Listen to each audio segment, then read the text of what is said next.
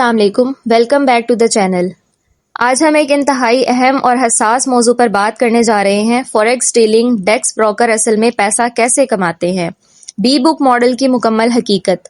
اگر آپ forex trading کر رہے ہیں یا کرنے کا سوچ رہے ہیں تو یہ ویڈیو آپ کے لیے بہت ضروری ہے، کیونکہ زیادہ تر ریٹیل ٹریڈرز کو چارٹ پڑھنا سکھایا جاتا ہے، انڈیکیٹر سکھائے جاتے ہیں، لیکن یہ نہیں بتایا جاتا کہ جس پلیٹ فارم پر آپ ٹریڈ کر رہے ہیں وہ خود کیسے کماتا ہے۔ آئیے اس سسٹم کو گہرائی سے سمجھتے ہیں۔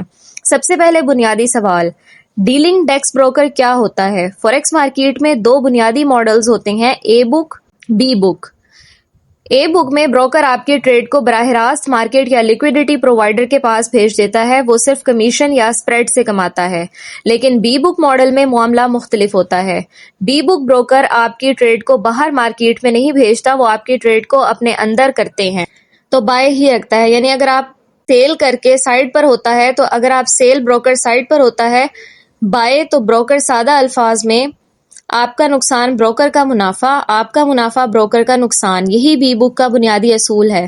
اب سوال یہ ہے، کیا یہ غیر قانونی ہے؟ نہیں، یہ مکمل طور پر قانونی بزنس ماڈل ہے۔ زیادہ تر ریٹیل فوکس بروکرز بی بک یا ہائیبرڈ ماڈل پر کام کرتے ہیں، کیونکہ حقیقت یہ ہے کہ 70 سے 90% ریٹیل ٹریڈرز مسلسل نقصان کرتے ہیں۔ بروکر اس شماریات کو جانتا ہے، اسی لیے وہ زیادہ تر کلائنٹس کو مارکیٹ میں بھیجنے کے بجائے اپنے اندر ہی رکھتا ہے۔ اب آتے ہیں اصل میکانزم کی طرف۔ بروکر پیسہ کیسے کماتا ہے؟ نمبر 1، کلائنٹ لاس سے ڈائریکٹ منافع۔ نمبر 2، اسپریڈ اور commission. Number 3، swap overnight charge. Number 4، leverage کا استعمال۔ آئی بی اور ایفیلیٹ نیٹ ورک۔ سب سے پہلے کلائنٹ لاس۔ ریٹیل ٹریڈرز عام طور پر ہائی لیوریج استعمال کرتے ہیں، اوور ٹریڈ کرتے ہیں، سٹاپ لاس بہت ٹائٹ رکھتے ہیں، جذباتی فیصلہ کرتے ہیں۔ بروکر کا رسک ڈپارٹمنٹ جانتا ہے کہ زیادہ تر اکاؤنٹس چند ماہ میں ختم ہو جاتے ہیں، اس لیے وہ ان اکاؤنٹس کو بی بک میں رکھتا ہے۔ جب ٹریڈر کا اکاؤنٹ زیرو ہوتا ہے، وہ رقم بروکر کے لیے خالص منافع بن جاتی ہے۔ دوسرا حصہ، اسپریڈ گیم۔ ڈیلنگ ڈیکس بروکر خود بڈ اور آسک کو کنٹرول کرتا ہے۔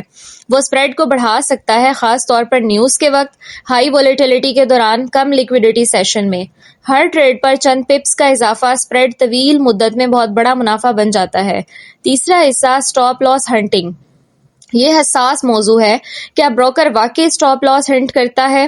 حقیقت یہ ہے کہ بڑے مارکیٹ مووز اکثر لیکویڈیٹی ہنٹ کرنے کی وجہ سے ہوتے ہیں، جو انٹر بینک لیول پر ہوتے ہیں، لیکن اگر بروکر بی بک پر ہے اور اس کے پاس کلائنٹس کی پوزیشن کا ڈیٹا موجود ہے تو وہ جانتا ہے کہ زیادہ تر سٹاپ لاس کہاں لگے ہوئے ہیں۔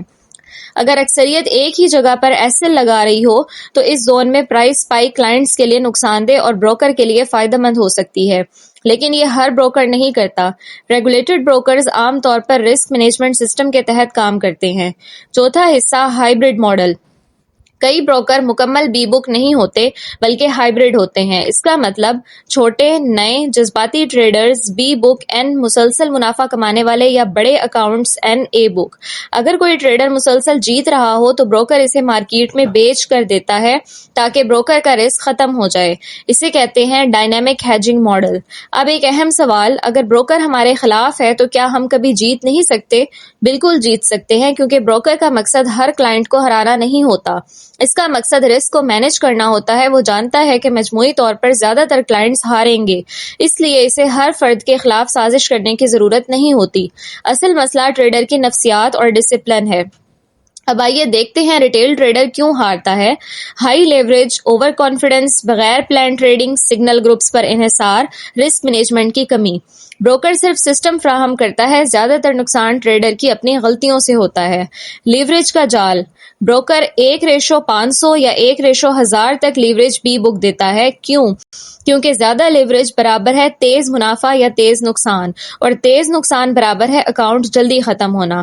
جتنا جلدی اکاؤنٹ ختم ہوگا اتنی جلدی ری ڈپازٹ ہوگا۔ آئی بی ماڈل۔ بہت سے سوشل میڈیا انفلوئنسرز اور سگنل گروپس آئی بی ہوتے ہیں، انہیں ہر لاٹ پر کمیشن ملتا ہے۔ ان کا فائدہ تب ہوتا ہے جب آپ زیادہ ٹریڈ کریں، چاہے آپ جیتیں یا ہاریں، اسی لیے وہ اوور ٹریڈنگ کو پروموٹ کرتے ہیں۔ ریگولیشن کی اہمیت۔